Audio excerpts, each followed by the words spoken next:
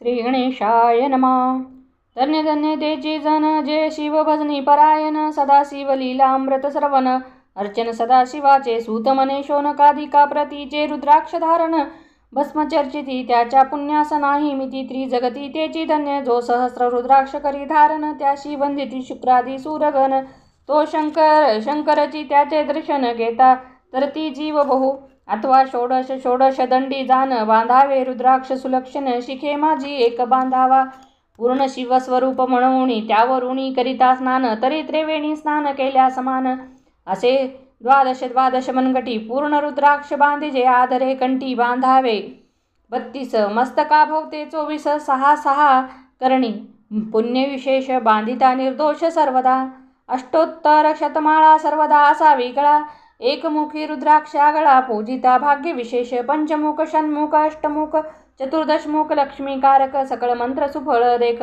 रुद्राक्ष जप नित्य करिता नित्य रुद्राक्ष पूजन तरी केले जाणिजे शिवार्चन रुद्राक्ष महिमा परम पावन इतिहास ऐकाये विषयी काश्मीर देशीचा नर्प पावन नामाधिवान भद्रशेन विवेक संपन्न प्रधान परम चतुर पंडित प्रजादाय दायद बसुर धन्यमंती तोची राजेश्वर लाचन घे न्याय करी साचार अमात्य थोर तोची पै सुंदर पतिवर्ता मृदुभाषणी पूर्वदत्तेशील लादिजे कामिनी सूत सौभाग्य विद्वान गुणी विशेष सुस्कृत पाविजे गुरु कृपावंत सर्वज्ञ थोर शिष्य प्रज्ञावंत गुरुभक्त उद्धार वक्ता क्षमाक्षील शास्त्रज्ञ सुरस फार विशेष सुकृत लाहिजे श्रोतास प्रेम चतुर सावधान यजमान साक्षेपी उदार पूर्ण काया आरोग्य सुंदर कुलीन पूर्वस्कृते प्राप्त होय असो तो भद्रशेन आणि प्रधान बहुत करिता अनुष्ठान दोघाशी झाले नंदन शिवभक्त उपजताची राजपुत्र नाम सुधर्म प्रधानात्मज तारक नाम दोघे शिवभक्त निसीम सावधान शिव ध्यानी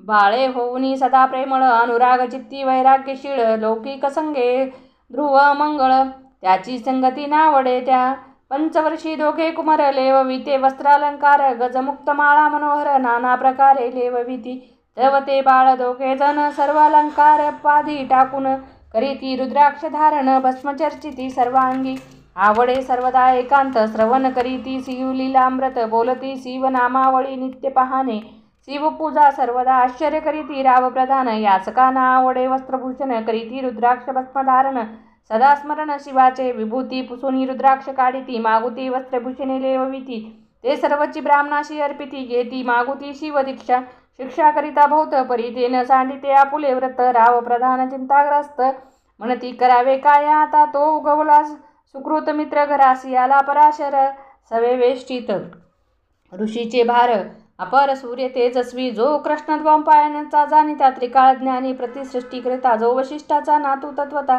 राक्षस सत्र जेने केले जेवी मनुष्य वागती अपार तैसेच पूर्वी होते रजनीचर ते पित्र कैवारे समग्र जाळिले सत्र करून या जन्मेंजय सर्पसत्र केले ते आस्तिके मध्येच राहविले पराशरासी पुलस्तिनी प्रार्थिले मग वाचले रावणाधिक विरंची सदटावून क्षण मात्रे प्रतिसृष्टी केली विश्वामित्रे तेवी पित्र कैवारे पराशरे वादी जर्जर पै केले ती सांगावी समूळ कथा तरी विस्तार होईल ग्रंथा त्या लागे ध्वनी तीर्थार्थ बोलिलो आता कळले पाहिजे निर्धारे ऐसा महाराज पराशर ज्याचा नातू होय शुक योगींद्र तो भद्रसेनाचा कुलगुरु निर्धार घरा आला जाणून राव प्रधान समोरे धावती साष्टांग नमुनी घरासी आणि ती षोडशोपचारे पूजिती भावचित्ती विशेषे समस्ता वस्त्रे भूषणे देऊन राव विनवी कर जोडून मने दोघे कुमर रात्रंदिन ध्यान करीती शिवाचे नावडती वस्त्रे अलंकार रुद्राक्ष भस्मावरी सदा भर वैराग्यशीलानु मात्र भाषण न करीता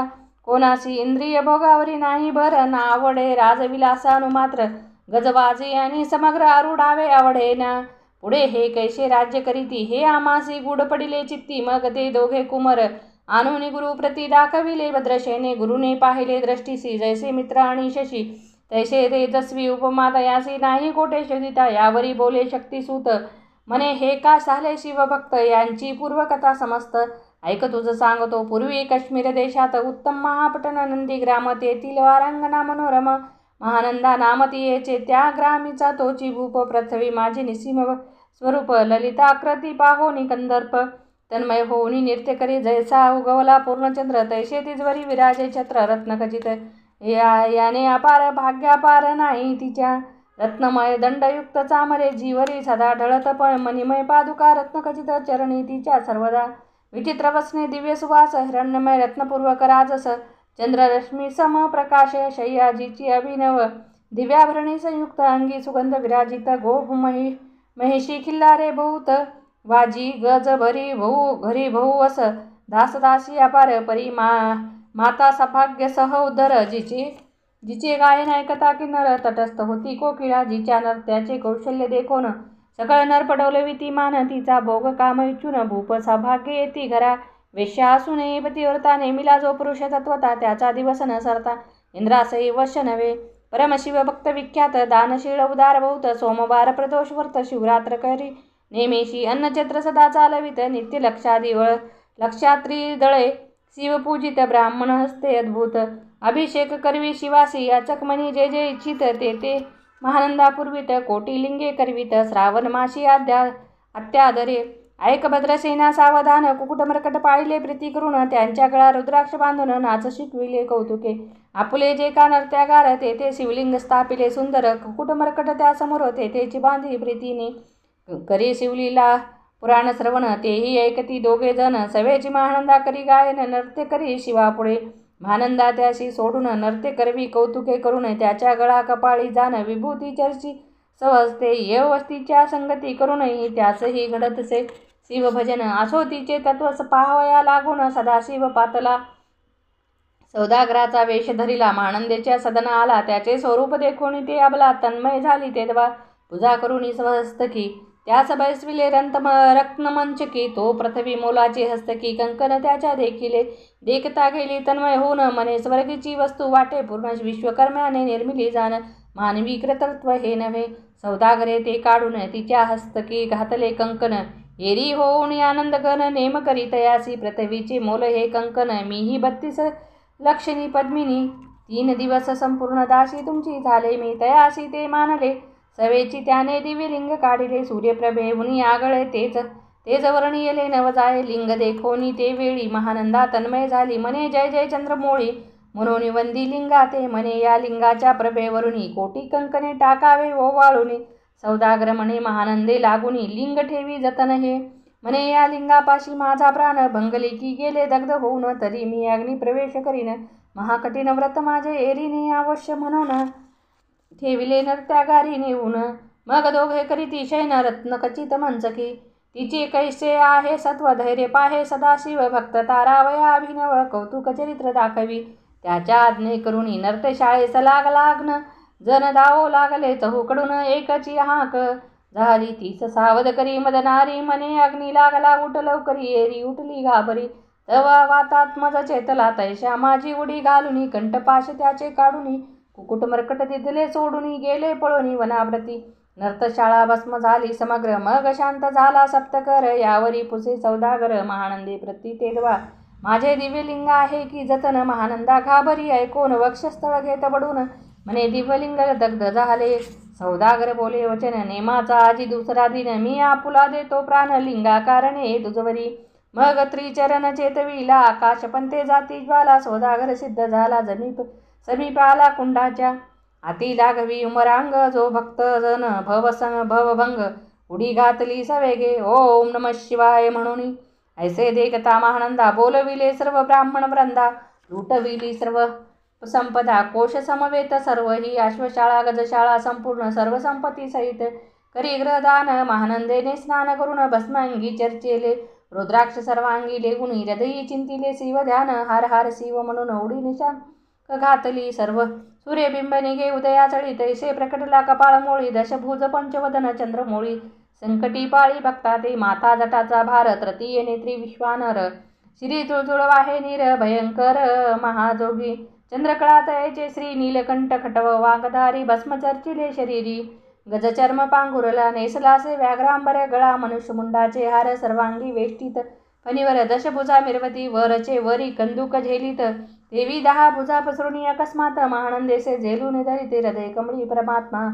म्हणे जहालो मी सुप्रसन्न महानंदे मागवरदान ती. म्हणे हे नगर दुरण उद्धारुणे विमानी बैसवी दयाळा माता बंधू समवेत महानंदा विमानी बैसत दिव्य रूप पावणी त्वरित नगरा समवेत चालली पावली सकळ शिवपदी जेते नाही आदी व्याधी क्षुधात्रशा विरहित त्रिशुद्धी भेदबुद्धी कैची तेथे नाही काम क्रोध वध दुःख मद मत्सर नाही निशंक जेतेची गोड उदक अमृताहुनी कोटी गुणे जेते सुरत रुची वने अपारे सुरभीची बहुत किल्लारे चिंतामणीची धवलागरे भक्ताकारणे निर्मिली जेते ओसनता बोलती शिवदास तेथे प्राप्त होय तयास शिवपद सर्वदा विनाश मानंदा तेथे पावली हे कथा परम सुरस पराशर सांगे भद्रसेनास मने हे कुमर दोघे निशस कुकुट मरकट पूर्वीचे कंठी रुद्राक्ष धारण भाळी विभूती चर्चून त्याच पूर्व पुण्य करून सुधर्म तारक उपजले हे पुढे राज्य संपूर्ण त्याचे दर्शने तीर्थे पावन स्वर्गीचे देवदर्शन त्यांचे घेऊ इच्छिती जप तप शिवार्चन याहुनी थोर नाही जाण रुद्रमहिमा आगाध पूर्ण किती म्हणून वर्णावा रुद्रमहिमा वाढला फार ओस पडिले भानुपुत्र नगर पाश सोडून येम किंकर रिते पिंडो लागले मग येमे विधी लागी पुसून कृत्या निर्मिली दारुण तिने कुतुर्कवादी भेदी लक्षून त्याच्या हृदयी संचरली त्यासी मत्सर वाढीला विशेष वाटे करावा शिवदोष तेने ते जाऊन येमपुरीस महानरकी पडले सदा येम सांगे दूताप्रती शिवद्वशी जे पापमती ते अल्पायुषी होते नाना रीती त्या जाचणी करा शिवथोर विष्णू लहान हरी विशेष हरगौन ऐशे म्हणती जे त्या लागून आनोनी नरकी घालावे रुद्राध्याय नावडे ज्यासी कुंभी पाके घालावे त्यासी रुद्रानुष्ठाने आयुष्यासी वृद्धी होय निर्धारे याकरिता भद्रसेना अवधारी अयुत रुद्रावर्तने करी शिवावरी अभिषेक धरी मृत्यू दूरी होय साच अथवा शेतघट स्थापुनी दिव्य वृक्षाचे पल्लव आणुनी रुद्रे उदक अभिमंत्रुनी अभिषिंचन पुत्रा करी नित्य 10 सहस्रावर्तने पूर्ण क्षोणी पाळा करी सप्तदिन राये धरिले रुद्र चरण सद्गद होऊनी बोलत सकळ ऋषी रत्नमंडित पदक स्वामी तू त्यात मुख्य नायक काळ मृत्यू बैर शोक गुरु रक्षी त्यापासून तरी त्वाचार्यत्व करावे पूर्ण तुझ सवे जे आहेत ब्राह्मण आणिक सांगसी ते बोलवून आताची आणि तो आरंभी मग सहस्त्र विप्र बोलवून ज्यांची रुद्राष्टनुष्ठानी भक्तिपूर्ण न्यासा ध्यान युक्त पडून गुरुपासून जे आले परदारा आणि परधन ज्यास वमन हुनी नीच पूर्ण विरक्त सुशील गेली या प्राण दुष्ट प्रतिग्रह न घेती जे पाप ग्रह समर्थ सामर्थ्ये चालो न देती मित्र रथ किंवा साक्षात उमानात पुढे आणून उभा करीती ऐसे लक्षणयुक्त ब्राह्मण बैसला व्यासपिता घेऊन सहस्त्र घट मांडून अभिमंत्रोणी स्थापिले स्वरधुनीचे सलील भरले पूर्ण त्यात आम्रपल्लव घालून रुद्रघोषे गरज निले ब्राह्मण अनुष्ठान दिव्य मांडले शास्त्र संख्या झाले दिवस 7वे दिवशी मध्यानी आला षडांश मृत्यू समय येता धरणीस बाळ मूर्छित पडियला एक मुहूर्त निचेष्टित चलन वलन राहिले समस्त परम घाबरला नरपणात गुरु देत नाभिकारा रुद्रोदक शिंपून सावध केला राजनंदन त्यास सिपुसती वर्तमान वर्तले तेची सांगत एक काळ पुरुष भयानक थोर ऊर्ध्व जटा कपाळी सिंदूर विक्राळ दाडा भयंकर नेत्र खादिरांगासारिखे तो मज घेऊन जात असता चौघे पुरुष धावून आले तत्वता पंचवदन दशभुज त्याची साम्यता कमळ भवांडी दुजी नसे ते जे जैसे गवस्ती दिगंतम संहारिती भस्मांगी व्याघ्रांबर दिसती दशहस्ती आयुधे ते महाराज येऊन मज सोडविले तोडून बंधन त्या काळ पुरुषाशी धरून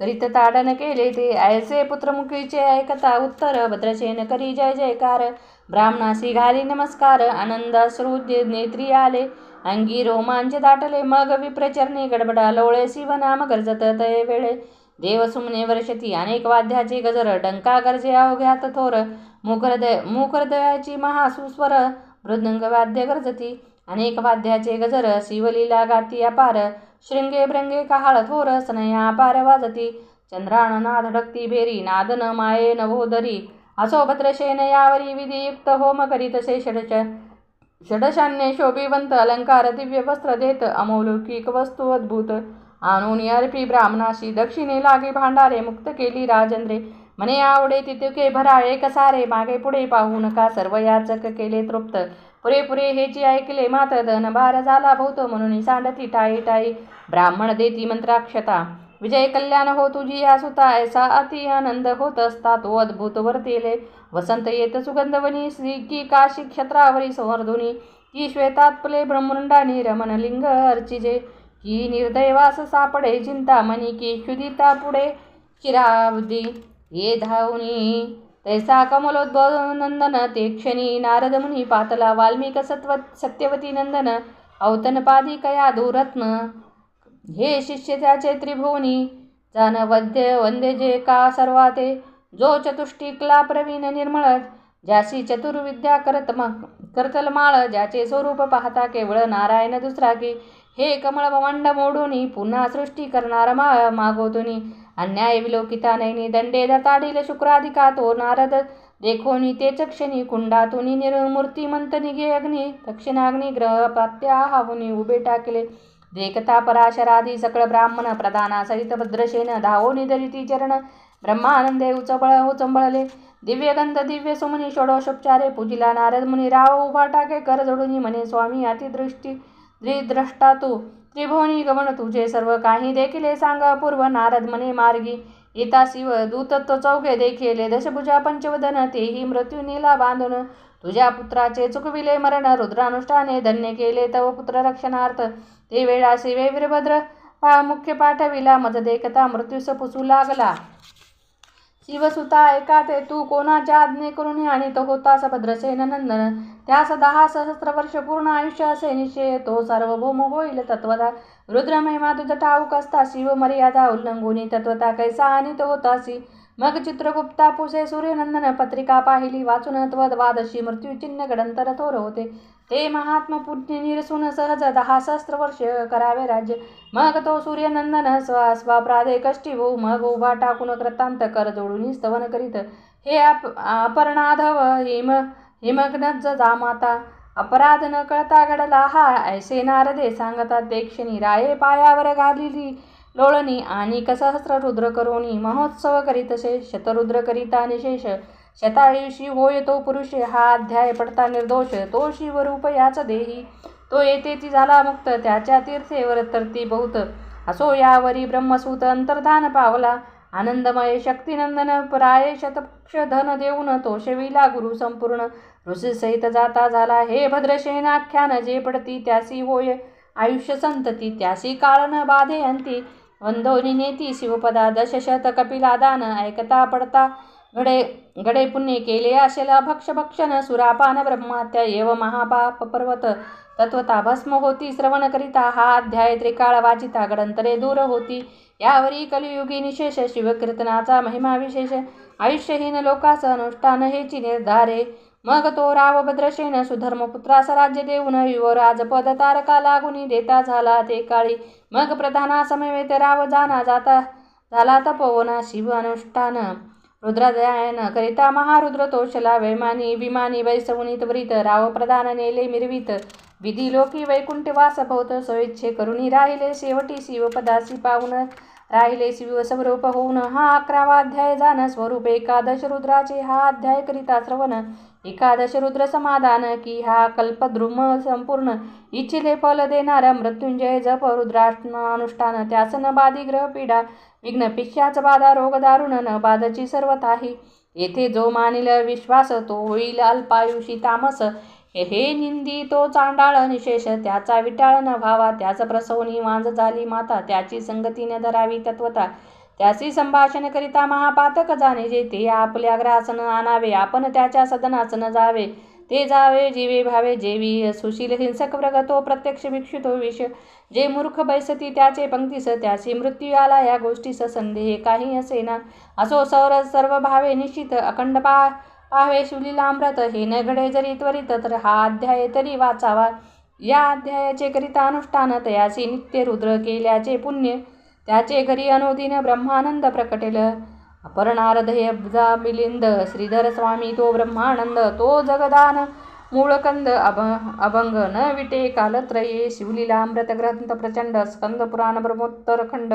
परिसोत सज्जन अखंड. एकादशाध्याय गोड हा. श्री सांब सदाशिव संपूर्णम शुभमवंतु. ओम नमः शिवाय. हा 11वा अध्याय आपल्याला वाचता नाही आला तर कमीत कमी श्रवण तरी करा. याच्याने 11वा अध्याय वाचल्याचं पुण्य तुम्हाला लाभेल. आणि 11वा अध्याय हा श्रावण महिन्यामध्ये दर सोमवारी तरी वाचायला पाहिजे. जर जमलंच नाही तर हा अध्याय यूट्यूबवरून कुठल्याही चॅनलवरून तुम्ही ऐकायला तरी पाहिजे. असा हा शिवाचा आदेश आहे.